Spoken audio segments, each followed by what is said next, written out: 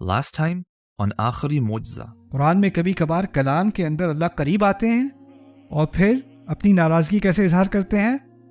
دور ہو کے. اسے تبعید کہا جاتا ہے.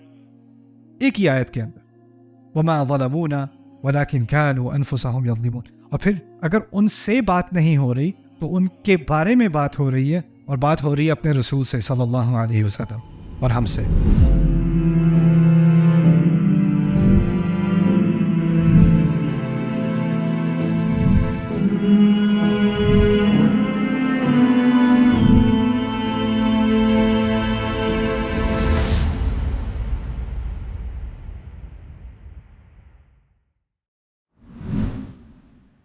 اسی طرح سورۃ مریم میں ہے، کہتے ہیں الرحمن نے بیٹا لیا.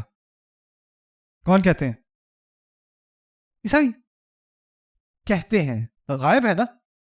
لقد جئتم شیئا ادا. تم سب نے بہت ہی گھنونی بات کی ہے. تم سب نے ایک دم سے پکڑ، فوراً مخاطب. اور یہ بہت ضروری اس لیے بھی تھا کہ عیسائیوں کے ذہن میں تھا کہ ہم خدا سے بات نہیں کرتے، ہم عیسیٰ سے بات کرتے، اور عیسیٰ پھر ہمارے لیے خدا سے بات کرے گا. اللہ نے کیا کیا؟ خدا کا بیٹا. تم نے گھنونی بات کی، خدا نے خود بات کر لی. اللہ تعالیٰ نے خود ہی براہ راست میں خطاب کر دیا. ان کا شرک اس طرح بھی توڑ دیا. لقد جئتم شیئا ادا. عیسائیوں کے بارے میں ایک مختصر سی بات میں آپ کے سامنے پیش کروں گا قرآن کی روح سے. مثال کے ذریعے، مثالوں سے بات آسانی سے سمجھ آ جاتی ہے. میں آپ کو مثال لگے گی عجیب آپ کو، لیکن پھر بھی فرض کریں کہ میرا جو بڑا بیٹا ہے اس نے کوئی غلط حرکت کی، اور میرا ایک چھوٹا بیٹا ہے، فرض کریں وہ 2 سال کا ہے، 3 سال کا ہے. بڑے بیٹے نے غلط حرکت کی، میں اس کو ڈانٹ رہا ہوں، یہ کیا کیا تم نے؟ ایسے بات کرتے ہیں بڑوں سے، یوں کرتے ہیں. وہ جو چھوٹا 3 سال کا ہے نا، وہ کہتا ہے ہاں ایسے بات کرتے ہیں. تو اب مجھے غصہ کس پہ آئے گا؟ اوے چھوٹے، میرے غصے کا مطلب یہ ہے کہ تمہیں لائسنس مل گیا غصہ کرنے کا. اپنی اوقات میں تم چھوٹے ہو. سمجھ میں آئی بات؟ اب ذرا سمجھنا بات کو. عیسائی اللہ تعالیٰ کے بارے میں کہتے ہیں کہ انہوں نے بیٹا لیا. کسے غصہ آتا ہے؟ اللہ تعالیٰ کو. کیسا غصہ آتا ہے؟ تکاد السماوات یتفطرن وتنشق الارض. آسمان پھٹنے تک آ جاتے ہیں، زمین 2 ٹکڑے ہونے تک آ جاتی ہے ہر دفعہ جب کوئی کہتا ہے کہ خدا نے بیٹا لیا. آسمانوں اور زمینوں سے برداشت نہیں ہوتا یہ ایسا غصہ اللہ کا. کس بات پر؟ کہ کوئی کہے کہ خدا نے بیٹا لیا. یہ ہے اللہ تعالیٰ کا غصہ. اور پھر ہمیں سوچنا چاہیے جو اللہ کا غصہ ہے، اگر اللہ کو کسی چیز پہ غصہ ہے تو ہمیں بھی اس پہ غصہ ہونا چاہیے. نہ نہ نہ، ہماری وہ اوقات نہیں ہے. وہ رب ہے، رب کا غصہ اپنی جگہ ہوتا ہے، آپ کی اوقات اپنی جگہ ہوتی ہے. میں نے بچے کی مثال دی تھی نا ابھی آپ کو. باپ کا مقام الگ ہے، بچے کا مقام الگ ہے. وہ تو چھوٹی سی مثال ہے. رب کا مقام کیا ہوگا اور آپ کا مقام کیا ہوگا؟ وہی عیسائی جو اللہ تعالیٰ کے بارے میں مانتے ہیں کہ ان کا بیٹا ہے، وہ اب ہمارے نبی سے ملنے آتے ہیں صلی اللہ علیہ وسلم. مدینے میں نجران سے آئے تھے عیسائی. پادری لوگ تھے، پڑھے لکھے لوگ تھے، عیسائیت کے علماء میں سے تھے. سنا ہے کہ یہاں کوئی ہے نبوت کا دعویٰ کر رہا ہے، ہم بات تو سنیں اس کی. آ کے ملے. اس وقت ہوٹل کا زمانہ تو تھا نہیں. اس وقت کہاں رہنا ہے کسی نے، کہاں پہ ٹھہراؤ کرایا ان کا پتہ ہے؟ مسجد نبوی میں. ان کی رہائش کا اہتمام کہاں ہوا؟ مسجد نبوی میں. پادری لوگ. اور وہ جب مناظرہ نہیں ہو رہا، بات چیت نہیں ہو رہی، تو وہ اپنے طور کی عبادت کر رہے ہیں. جب وہ اپنے طور کی عبادت کرتے ہیں تو کس کو پکارتے ہیں؟ عیسیٰ علیہ السلام. کہاں پہ پکار رہے ہیں عیسیٰ علیہ السلام؟ مسجد نبوی میں. اور پھر بڑی سخت آیات آ رہی ہیں ان کے اوپر، آل عمران میں مناظرے والی. آپ کو ایک بڑی عجیب تمیز نظر آئے گی. خدا کا غصہ اور میرے نبی کا حسن سلوک صلی اللہ علیہ وسلم ایک ہی وقت. ہم نے کیا کیا ہے؟ جس چیز پہ اللہ کا غصہ، اس پہ اپنی بھی تھوڑی بھڑاس نکال لیں. ان لوگوں کو تکاؤ. ایزی. That's Allah. وہ ہمارا مقام نہیں ہے، وہ اللہ تعالیٰ کا مقام. وہ اپنے بندوں سے جیسے چاہے بات کرے. وہ اس کے بندے ہیں، اس کی مخلوق ہیں، اس کا پورا حق ہے، کامل حق ہے اس کا.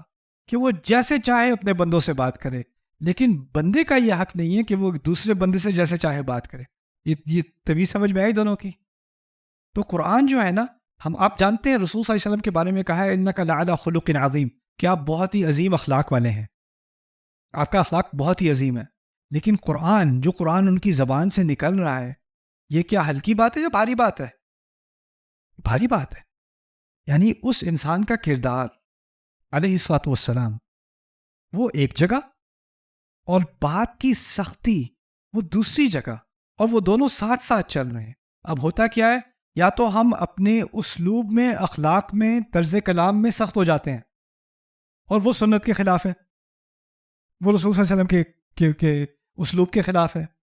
یا دوسری طرف ہم کیا کرتے ہیں، لوگوں سے نرمی کرنی چاہیے، اور جو بات اللہ کہہ رہے ہیں وہ بھی نہیں کہنی چاہیے کیونکہ ان کا دل دکھ جائے گا. نہیں، آپ اپنے اخلاق کو نرم رکھیں، لیکن جو حق بات ہے وہ تو حق بات ہے. ان دونوں کو مکس نہ کریں. لوگ کبھی کبھی اخلاق کے نام پہ سچ کو بھی نرم کرنا شروع کر دیتے ہیں، یا پھر سچ کے سخت ہونے کی بنیاد پر اپنے آپ کو بھی سخت بنا لیتے ہیں. یہ دونوں ایکسٹریم ہے نا. قرآن کیا چیز سکھا رہا ہے؟ ایک طرف خلق عظیم اور ایک طرف اللہ تعالیٰ کا کلام. ان دونوں کو بیلنس رکھنا چاہیے آپس میں. میں اپنے آپ کو بالکل مہذب انداز میں رکھ کے بھی صحیح بات کر سکتا ہوں، اور صحیح بات سے کسی کو بھی غصہ آتا رہے تو آتا رہے. یہ بھی بہت، یہ آخری شاید مثال ہوگی، نہیں سب سے بڑی مثال تو وہ ہے. اوکے، 2 مثالیں اور کریں گے. ٹائم کیا ہو گیا؟ چلو ٹائم ہے ابھی. فآت ذی القربى حقہ، قریبی رشتہ داروں کو ان کا حق دیا کرو. ذی القربى میں جو بھی قریب ہو ان کو حق دیا کرو. اصل میں یہ حکمت قرآن کی ہمارے مضمون سے تھوڑی آگے ہے، لیکن پھر بھی 1-2 باتیں آپ کو بتا دوں اس کے بارے میں. دیکھیں، کسی غیر کو خیرات دینا آسان ہوتا ہے. سڑک پہ کوئی آ جائے نا ہاتھ پھیلائے ہوئے، تو اس کے ہاتھ میں کوئی چیز ڈال دینا وہ مشکل نہیں ہوتا. لیکن آپ کا کزن جس سے آپ کی لڑائی ہوئی تھی نا، جس نے عید پہ بدتمیزی کی تھی آپ سے، اس کی جاب نہیں ہے اور اس کا کرایہ کم ہو رہا ہے، اور وہ پھر ذرا مشکل ہوتا ہے. اور پھر اگر فیملیز میں ڈرامہ چل رہا ہو، ان سے ٹھیک ٹھاک لڑائی چل رہی ہو، اور آپ کو پتہ چلے کہ دشمن ہے اینمی کیمپ میں، ابو کی فیملی کی سائڈ پہ، کسی کو مدد کی ضرورت ہے، تو ماں نے تو سخت ہدایت دی ہوئی نا کہ ان سے تم نے بات بھی نہیں کرنی. سمجھ میں آئی ہے؟ تو ہم کیا کرتے ہیں، فیملی کی وفاداری کے نام پہ جو قریبی رشتہ داریاں ہوتی ہیں نا، پہلے ہم دیکھتے ہیں ان سے بات کر کے، ان کی مدد کر کے کس کو غصہ آئے گا، اور اس کو دیکھ کے، اس کا لحاظ کر کے پھر ہم ان کا حق نہیں دیتے. کوئی غیر ہے نا، تو اس کے ساتھ تو میرا کوئی ڈرامہ ہے نہیں، اس کو تو میں آرام سے دے دوں. ٹی وی پہ دیکھوں کوئی مسکین کی فوٹو لگا دی انہوں نے، کوئی بھوکا مر رہا ہے، کوئی پیاسا ہے، کوئی جنگ سے نکلا ہے، کوئی ریفیوجی ہے، اس کو دینا تو آسان ہے. میرے چچا کو دینا مشکل ہے، میرے کزن کو دینا مشکل ہے، بھائی کو دینا مشکل ہے، کیونکہ بھائی سے تو میری لڑائیاں ہوتی رہتی ہیں. ٹھیک ہے نا؟ تو وآت ذی القربى حقہ، جو قریبی ہے نا ان کو ان کا حق دینا ہے. والمسکین، اور دوسرے درجے میں کون ہے؟ مسکین. جو مسکین اصل میں عربی میں مسکا اور سکنہ دونوں سے مل کے بنا ہے. مسکنہ 2 جذور کا آپس میں جمع ہے. مسکا کہتے ہیں روکنے کو، سکنہ کہتے ہیں ٹھہراؤ کو. قریب المعنی الفاظ ہیں. معنی یہ ہوتے ہیں کہ جو شخص ایسی سچویشن میں ہو، ایسی صورتحال میں ہو کہ وہ اپنی صورتحال کو بدل نہیں سکتا، پھنس گیا ہے. فرض کریں کوئی ٹیکسی ڈرائیور تھا، اب اس کی بینائی چلی گئی ہے، وہ پھنس گیا ہے. کوئی کسی کا قرضے دار ہو گیا اور وہ قرضہ پے نہیں کر سکتا، اس کی معذور ہو گیا کسی طرح سے، وہ پھنس چکا ہے. تو کوئی کسی بھی صورتحال میں جو پھنس چکا ہو اور اپنی صورتحال کو بدل نہ سکتا ہو، بے بس ہو گیا ہو، اس کو مسکین کہا جاتا ہے. مسکین صرف غریب کو نہیں کہتے، پھنسے ہوئے کو کہتے ہیں. تو پہلے کہا کہ قریبی رشتہ داروں کا حق ادا کرو، پھر کہا مسکین کا حق ادا کرو. اور مسکین میں کیا صرف سارے مسکین ایسے ہاتھ نکال کے کھڑے ہوتے ہیں آپ کے سامنے؟ کبھی کوئی مسکین ہوتا ہے، اس نے بڑے اچھے کپڑے پہنے ہوتے ہیں، بہت تمیز سے آپ سے ملتا ہے. لا یسألون الناس الحافا، وہ لوگوں کے سامنے لپٹ لپٹ کے بھیک نہیں مانگتے. لیکن آپ کو اتنی عقل ہونی چاہیے کہ اکانومی خراب ہے، آپ کو خبر میں آ گیا کہ ان کی جاب چلی گئی ہے، آپ دیکھ رہے ہیں کہ ان کی صورتحال مشکل ہے. جب تک ان کے پھٹے ہوئے کپڑے آپ کو نظر نہ آئے تب تک آپ مدد نہیں کریں گے. یہ آپ کی بے وقوفی ہے. اس لیے ایسے لوگوں کو جاہل کہا گیا ہے قرآن میں. یحسبهم الجاہل اغنیاء من التعفف، جاہل سمجھتا ہے کہ ان کو کوئی ضرورت نہیں ہے. تو ایک حساسیت پیدا کرنی چاہیے کہ کون ہے مسکین، کون پھنسا ہوا ہے کسی سچویشن میں. والمسکین، پھر کہا وابن السبیل، لفظی ترجمہ ہوگا راستے کا بیٹا. وابن السبیل یہ استعمال کیا جاتا ہے مسافر کے لیے، یا استعمال کیا جاتا ہے جس کے پاس ایک مستقل گھر نہ ہو، کیونکہ وہ ہمیشہ سبیل پہ ہی رہتا ہے. موو، یہاں روزی یہاں لگ گئی تو یہاں آ گئے، وہاں لگ گئی وہاں چلے گئے، وہاں لگ گئی وہاں چلے گئے. جو لوگ اسٹیبلٹی میں نہیں ہوتے نا، اکنامک اسٹیبلٹی میں نہیں ہوتے، معاشی ان کی صورتحال میں تمکین نہیں ہوتی، ان کو بھی وابن السبیل کہا جاتا ہے. تو یہ 3 درجوں کے لوگوں کی مدد کے بارے میں بات کی. پھر کہا ذَلِكَ خَيْرٌ لِّلَّذِينَ يُرِيدُونَ وَجْهَ اللَّهِ وَأُولَٰئِكَ هُمُ الْمُفْلِحُونَ. یا سلام. کہتے ہیں یہ سب یعنی ان کو حق دینا بہتر ہے ان لوگوں کے لیے جو خدا کا چہرہ چاہتے ہیں، جو خدا کا چہرہ اللہ کا چہرہ چاہتے ہیں، اور وہی ہیں جو آخر میں کامیابی حاصل کریں گے. آخری کامیابی وہ لوگ حاصل کریں گے. اب یہاں پر دیکھیں جو شروع میں کہا تھا نا، حق دو، حق دو، وہ مخاطب تھا، غائب تھا، کیا تھا؟ مخاطب تھا. لیکن جب کہا یہ بہتر ان لوگوں کے لیے ہے جو خدا کا چہرہ چاہتے ہیں، اور وہی لوگ ہوں گے جو آخر میں کامیاب ہوں گے، یہ مخاطب ہے یا غائب ہے؟ جب مخاطب سے غائب جاتے ہو نا تو دوری آتی ہے، دوری آتی ہے. اللہ تعالیٰ نے مجھے احساس دیا ہے کہ جو حکم میں نے تمہیں ابھی دیا ہے اس سے تم ابھی دور ہو، اور جو یہ کر رہے ہیں وہ تم سے بہت آگے پہنچ چکے ہیں، اور وہ تم سے دور ہیں. ان تک پہنچو، ان کو، وہ ابھی تم اس سٹینڈرڈ سے، اس معیار سے دور ہو، اس کے قریب آنے کی کوشش کرو. اور یہ بہت بڑی حکمت اللہ تعالیٰ نے صرف مخاطب سے غائب کے سیدھے میں التفات کر کے سمجھا دی. سبحان اللہ. آخری مثال آج کی میری فیورٹ مثال ہے ایکچولی. یہ التفات جو ہے نا، اسے کہوں گا میں التصویر الفنی فی القرآن الکریم. سید قطب کی تعبیر میں استعمال کر رہا ہوں. التصویر الفنی کہتے ہیں جس آرٹ کو، کیا فنی کہتے ہیں نا اردو میں، یعنی بہت ہی خوبصورت انداز میں ایک تصویر کھینچنا. قرآن کئی مقامات پر بہت خوبصورت انداز میں تصویر کھینچتا ہے. اور جو التفات کا میں درس آپ کو دے رہا ہوں نا، اس کو اس طرح سمجھ لیں کہ یہ کیمرہ اینگلز ہیں، ایک کیمرہ قریب ہے اور ایک کیمرہ دور ہے. ٹھیک ہے؟ اب یہ بات آپ نے ذہن میں رکھنی ہے کہ کیا التفات ہو رہا ہے. اب تھوڑی سی ٹریننگ میں نے آپ کی کر دی ہے، اس کو سامنے رکھتے ہوئے اس آیت کے بارے میں کچھ سوچتے ہیں. هُوَ الَّذِي يُسَيِّرُكُمْ فِي الْبَرِّ وَالْبَحْرِ، وہ تمہارے لیے راستہ آسان کرتا ہے زمین میں اور سمندر میں. تمہارے لیے راستہ آسان کرتا ہے زمین میں اور سمندر میں. کہاں کی بات ہو رہی ہے؟ قریب یا دور؟ کیونکہ مخاطب قریب اور غائب دور، اس طرح سمجھ لیں. تو اب میں کہوں گا قریب یا دور. ٹھیک ہے؟ اچھا، 3 درجے ہیں، متکلم، مخاطب اور غائب. سب سے قریب کون سا ہے؟ سب سے قریب متکلم. اس سے دوسرے درجے میں قریب کون سا ہے؟ مخاطب. اور آخری درجے میں دور کون سا ہے؟ غائب. اچھا، ابھی بات شروع ہو رہی ہے درمیانی، یعنی قریب ہے. تمہارے لیے راستہ صاف کیا، آسان کیا، زمین میں بھی اور سمندر میں بھی. اچھا، حتی اذا کنتم فی الفلک، یہاں تک کہ تم کشتیوں پر سوار ہو گئے. ابھی تک قریب کی بات ہے یا دور کی بات ہے؟ قریب. وجرینا بہم بریح طیبۃ، اور وہ کشتیاں انہیں لے گئیں اچھی ہوا کی وجہ سے بہت دور تک. ان کو how do you say sailed anybody؟ ہاں، بہاتی لے گئیں، انہیں بہاتی لے گئیں اچھی ہوا کی وجہ سے. انہیں یہ کیا ہوا؟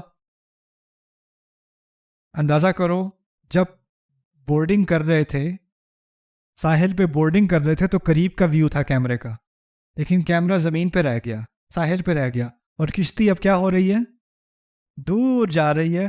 تو دور کا صیغہ استعمال کیا، جرینا بہم، اور کشتی انہیں دور لے گئی، دور تک سوار کر گئی اچھی ہوا کی وجہ سے. وَفَرِحُوا بِهَا، اور اس ہوا کی وجہ سے وہ بہت خوش بھی ہو گئے. ہوا کی وجہ سے وہ خوش ہو گئے. یہ بھی ابھی تک کہاں ہیں ہم؟ قریب ہیں یا دور ہیں؟ اب دور سے دور ہی ہوتے چلے جائیں گے. جَاءَتْهَا رِيحٌ عَاصِفٌ، اور پھر ایک ایسی ہوا جو کوئی لحاظ نہ کرتی ہو وہ ان پر آ گئی. یعنی آندھی جو کوئی لحاظ نہیں کرتی، کیا الٹے گا کیا پلٹے گا. وَجَاءَهُمُ الْمَوْجُ مِنْ كُلِّ مَكَانٍ، اور ان پر موجیں آنے لگی ہر طرف سے، یعنی اب سمندر دور تک پہنچ گئے اور سمندر کے درمیان میں اس کے پیٹ میں جا کے ایک طوفان آ گیا. وَظَنُّوا أَنَّهُمْ أُحِيطَ بِهِمْ، اور ان کو پورا یقین ہو گیا کہ اب تو وہ پوری طرح سے گھیراؤ میں آ جائیں گے پانی کے، پانی ان کے اوپر آ جائے گا، وہ ڈوب جائیں گے. دعوا اللہ، انہوں نے دعا کی اللہ سے، مخلصین لہ الدین، اپنے دین کو خالص اللہ کے لیے کرتے ہوئے. اس کی آگے جلنے سے پہلے ایک بات میں آپ کو بتاتا ہوں. میری ایک فلائٹ تھی، یاد نہیں پڑا، یورپ کی طرف تھی میری فلائٹ امریکہ سے.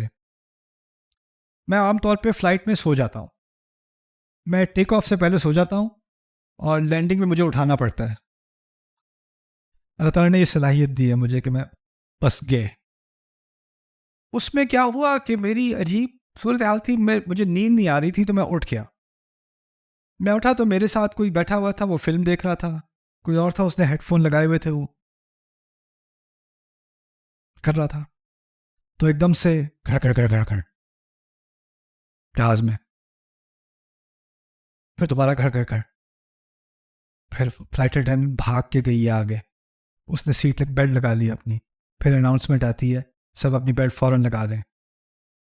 پھر جہاز ایسے ہلنا شروع ہوا ہے کہ میں آپ کو بتا نہیں سکتا.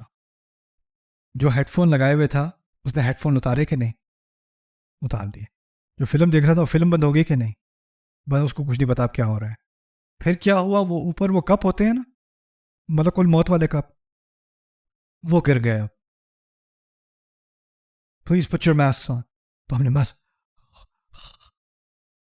ہم باہر کھڑکی سے ہمیں بجلی نظر آ رہی ہے، بادلوں کے اندر بجلی نظر آ رہی ہے، اور ایسے ایسے جہاز کر رہے ہیں.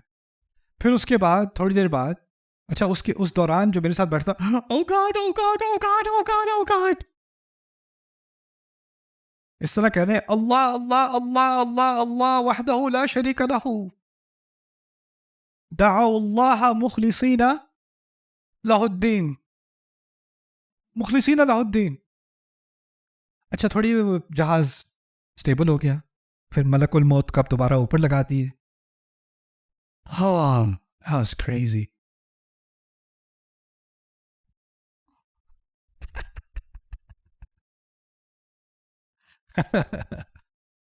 اب یہ دیکھنا، ابھی بات ہو رہی تھی مخاطب سے کیونکہ ساحل پہ تھے، پھر پہنچے دور کہیں سمندر کے درمیان، اور وہاں پہ طوفان آ گیا. طوفان آیا تو اللہ کہتے ہیں، اللہ سے دعا کرتے ہیں اپنے دین کو خالص کرتے ہوئے، لَإِنْ أَنْجَيْتَنَا مِنْ هَذِهِ، غور سے سننا، اگر آپ نے ہمیں بچا لیا اس سے، بس اگر آپ ہمیں اس سے بچا لیں، just God this time, just this time. یہ کون سا صیغہ ہے؟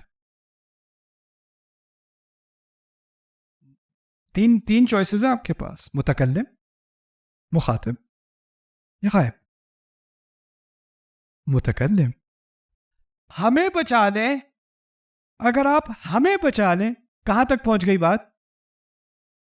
دل کے اندر تک پہنچ گئی. کیمرہ ایک رہ گیا تھا پیچھے، اور اب اللہ کیمرے کو لے آئے انسان کے دل تک، اس کے اندر تک لے آئے.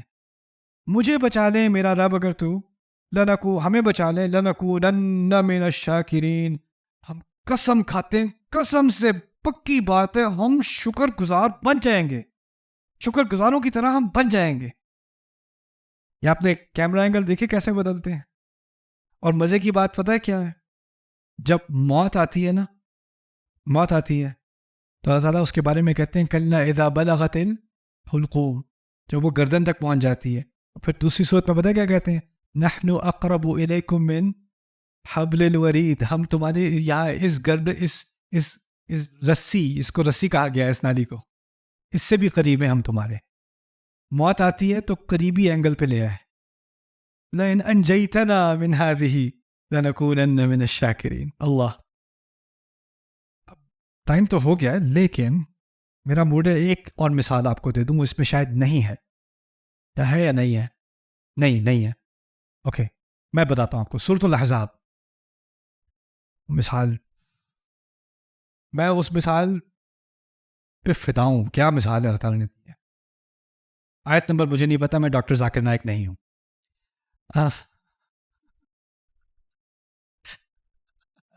Page number 5 line number 3 word number 2. اللہ ان کو اپنے حفظ و امان میں رکھے. خیر, اللہ تعالیٰ کہتے ہیں یا ایھا الذین آمنوا اذکروا نعمت اللہ علیکم, اہل ایمان اللہ کی نعمت جو اس نے تم پر کی ہے اس کا ذکر کرو. اذ جاءتکم جنود, جب بڑی بڑی فوجیں تمہارے اوپر حملہ کرنے آئیں. احزاب کی بات ہو رہی ہے, خندق والے واقعے کی ہے. بہت ساری فوجیں تمہارے خلاف آئیں. فارسلنا علیہم ریحا, تو ہم نے ان کے خلاف آندھی بھیجی. یعنی پڑاؤ ڈالا ہوا تھا فوجوں نے, باہر کیمپ لگایا ہوا تھا, ان کے اونٹ ہیں, گھوڑے ہیں, وہ لوگ بیٹھے ہوئے ہیں. اچھا وہ بیٹھے ہوئے ہیں تو اب ان کو بھی تو کھانا چاہیے, ان کو بھی تو کچھ پکانا ہوگا نا. پڑاؤ ڈالا ہوا ہے, کتنے ہفتوں تک ہوگا پڑاؤ. تو آگے لگائی ہوئی اللہ نے آندھی بھیجی. آندھی سے کیا ہوا, جو آگ لگائی ہوئی تھی نا وہ لٹ گئی, اس سے کیمپ کو آگ لگ گئی, کیمپ کو آگ لگی, گھوڑے بھاگ گئے, مسئلے شروع ہو گئے. تو اللہ کہتے ہیں ایس میری نعمت کا ذکر کرو کہ جب تمہارے خلاف بڑی بڑی فوجیں آئی تھیں اور ہم نے کیا بھیجا ان کے خلاف, آندھی بھیجی, ہوا بھیجی, ریحن وجنودن, اور ایک اور مزید فوجیں بھیجی, لم تروہا, جن کو تم دیکھ بھی نہیں سکے, یعنی فرشتے بھی بھیجے. وَكَانَ اللَّهُ بِمَا تَعْمَلُونَ بَصِيرًا, اور اللہ تم جو کچھ کر رہے تھے اس کو پوری طرح دیکھ رہا تھا. جس کو تم دیکھ رہے تھے, جو کچھ کر رہے تھے اس کو وہ پوری طرح دیکھ رہا تھا. اب اگلی آیات میں آپ دیکھیں گے کہ اللہ کیسے دیکھتا ہے, کیونکہ یہاں اللہ تعالیٰ نے کہا ہے جو کچھ تم کر رہے تھے وہ اللہ دیکھ رہا تھا. اگلی آیت سمجھنے سے پہلے یہ میں آپ کو بتا دوں کہ قرآن میں تاریخ ہے کہ نہیں, ہے کہ نہیں, تاریخ کی کتابوں میں تاریخ ہے کہ نہیں. ٹھیک ہے, قرآن میں بھی تاریخ ہے اور تاریخ کی کتابوں میں بھی تاریخ ہے. تاریخ کی کتابوں میں آپ کو کیا ملے گا, کتنے فوجی آئے, کتنے دن پڑاؤ ہوا, کیسی جنگ ہوئی, کتنے لوگ مارے گئے, کیا کہا گیا. یہی ہوتی ہے نا تاریخ, معلومات ہوتی ہے نا واقعے کے بارے میں, جو ریکارڈ ملا, کس نے کیا کہا, کس نے کیا کیا, کتنے مارے گئے, یہ معلومات. اب دیکھنا اللہ جب تاریخ لکھتا ہے نا, بتاتا ہے, وہ کیسے بتاتا ہے, اور اس کی تاریخ میں اور انسان جو تاریخ لکھتا ہے اس کی تاریخ میں کیا فرق ہوتا ہے. اللہ نے یہاں کہا کہ اللہ جو کچھ تم کر رہے تھے اس کو وہ دیکھ رہا تھا. مورخ کیا کرتا ہے, وہ ایک ہی رپورٹ لیتا ہے جس نے کچھ دیکھا, اس نے بتایا یہ ہوا, اس نے لکھ دیا, اس نے ایک نظر سے دیکھا. ایک اور نے بتایا اس واقعے میں یہ بھی ہوا تھا, وہ بھی لکھ دیا, یہ بسر. لیکن اللہ کیا کہہ رہا ہے, اللہ جو کچھ تم کر رہے تھے اس پر وہ پوری طرح بصیر تھا. اب دیکھنا, اذ زاغت الابصار, جب آنکھیں پھٹی ہوئی کھلی ہوئی تھیں. اگر یہ کیمرہ ہوتا تو کتنا زوم ان ہوتا, شکل تک بھی نہیں, آنکھوں تک. دا پیوپلز ڈائلیٹڈ, آنکھیں تمہاری بند نہیں ہو رہی تھی, پتھر کی طرح کھل گئی تھیں, تم گھور رہے تھے ایسے دشمن کو. اذ زاغت الابصار. اچھا یہ تو کیمرہ یہاں تک پہنچ گیا نا. پھر دیکھنا, وَبَلَغَتِ الْقُلُوبُ الْحَنَاجِرَ. پہلے تو اذ جاءوکم من فوقکم ومن اسفل منکم, جب دشمن تمہارے خلاف آیا اوپر سے اور نیچے سے, یعنی دونوں بارڈر سے دشمن آ رہا تھا. یہ کون سا کیمرہ اینگل ہے, یہ وائڈ, یہ ہیلی کاپٹر اینگل ہے, یہ آسمانی اینگل ہے. اوپر یعنی ناردرن فورس بھی نظر آ رہی ہے, سدرن فورس بھی نظر آ رہی ہے, دونوں بارڈر سے دشمن نظر آ رہا ہے. انسان اگر شہر کے اس کونے میں ہے تو اس کو یہ دشمن نظر آئے گا, اس کونے میں ہے تو وہ دشمن نظر آئے گا. اللہ تعالیٰ آسمانی ویو سے دکھا رہے ہیں, اوپر سے بھی آ رہے تھے اور نیچے سے بھی آ رہے تھے. پھر کہتے ہیں آنکھیں کھلی کی کھلی رہ گئی. یہ کون سا کیمرہ اینگل ہے, بہت ہی زوم ان. پھر کہتے ہیں وہ بلغت القلوب الحناجر, اور دل حلق میں پھنس رہے تھے.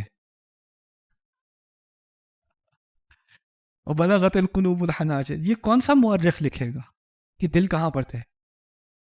کون سی تاریخی کتاب میں آپ کو ملے گا آنکھیں کیسی تھیں؟ کہاں ملے گا؟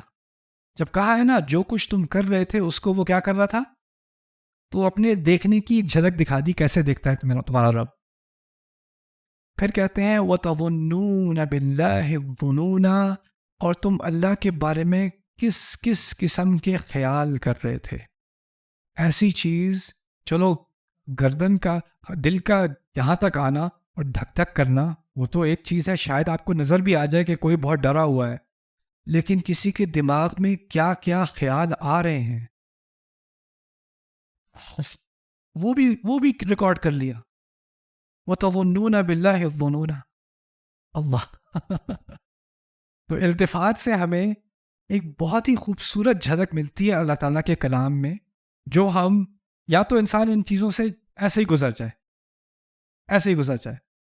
اللہ تعالیٰ کہتے ہیں نا قرآن میں والذین اذا ذکروا بآیات ربہم لم یخروا علیہا صما وعمیانا، ان کو جب اللہ کی آیات یاد دلائی جائیں تو وہ ان پر گرتے پڑتے ٹھوکر کھا کے گزر نہیں جاتے ہیں، اندھوں کی طرح اور گونگوں کی طرح، بہروں کی طرح. ایکچولی یہ مطالبہ کیا اللہ تعالیٰ نے کہ ہم اللہ تعالیٰ کے کلام کو، اس کی خوبصورتی کو، اس کی طاقت کو ابزارو کریں. میرا مقصد اس کورس میں انشاءاللہ اب 4 دن مکمل ہو گئے ہیں، کچھ دن رہ گئے. ہم ویسے بہت پیچھے ہیں، میرا گمان تھا کہ ہم 7 سیکشن مکمل کر چکے ہوں گے. اوریجنل کورس میں 18 سیکشنز ہیں، لیکن مجھے جلدی نہیں ہے. اگر مکمل نہ بھی کر سکا کبھی اور آ کے مکمل کر لیں گے، کوئی ایسی بات نہیں ہے انشاءاللہ. لیکن میں چاہ رہا ہوں کہ کم از کم 12 سیکشن تو ہم مکمل کریں اکٹھے باذن اللہ تعالیٰ. لیکن میں جلدی نہیں کروں گا کیونکہ میرا خیال سے اس میں پھر اس بات کا مزہ نہیں آئے گا جو میں اپنے لیے، تو میں تو آپ کے لیے نہیں کر رہا، میں اپنے لیے کر رہا ہوں. مجھے مزہ آتا ہے یہ باتیں کرنے میں، میرے دل کو خوشی ملتی ہے. میں نے کافی عرصے سے یہ کورس پڑھایا نہیں ہے اور اب اردو میں پڑھانے کی کوشش کر رہا ہوں، تو اللہ تعالیٰ اس میں مجھے توفیق دے، آپ کو بھی توفیق دے. چلیں جی، جزاکم اللہ خیرا. السلام علیکم ورحمۃ اللہ تعالیٰ وبرکاتہ. Subscribe now to the Bayina YouTube channel to watch the rest of this series and more great content from Ustad Nu'man Ali Khan. Coming up next time on Aakhari کسی کے Mawza. ساتھ ظلم کیا گیا ہو اور وہ اپنی مدد کرنے کے لیے جوابی کارروائی کرے تو اس کے خلاف آپ کچھ نہیں کہہ سکتے. بائبل کا ایک محاورہ ہے، شاید آپ کو معلوم ہوگا، ٹرن دی ادر چیک، دوسرا گال دکھا دو. کہنے کا مطلب کیا ہے؟ ایک طرف سے کوئی تھپڑ مارے تو کہیں یہ زیادہ لال ہو گیا، اس کو بھی فکس کر دیں. Right, turn the other check. تو قرآن کیا کہہ رہا ہے؟ قرآن کہہ رہا ہے اگر آپ کے ساتھ کسی نے زیادتی کی ہے اور آپ اس کے جواب میں اپنے حق کے لیے کھڑے ہو جاتے ہو، اپنی مدد کرتے ہو یا اس کو ریٹیلیٹ کرتے ہو، تو کیا آپ پر مذمت ہوگی؟